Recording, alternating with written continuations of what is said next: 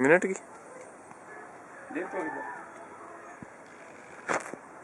Video में लेता हूँ।